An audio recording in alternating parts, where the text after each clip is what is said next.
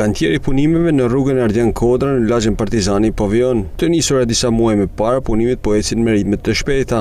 Për një javë në rrugicat e shumta që ka kjo zonë po punohet për shtrimin e asfaltit. Në rrugën Ardian Kodra po vjojnë punimet për përmirësimin e infrastrukturës, pas ndërhyrjes në rrjetin nën toksor të tubacioneve të urave të bardhë dhe zeza. Tashmë punimet kanë hyrë në një fazë tjetër, siç është hedhja e asfaltit. Banorët theksojnë se ky investim është shumë i rëndësishëm, pasi për 30 vitesh nuk është bërë asnjë ndërhyrje serioze në këtë rrugë. Shumë mirë. Kush punon gëzon. Kanë shumë nevojshme.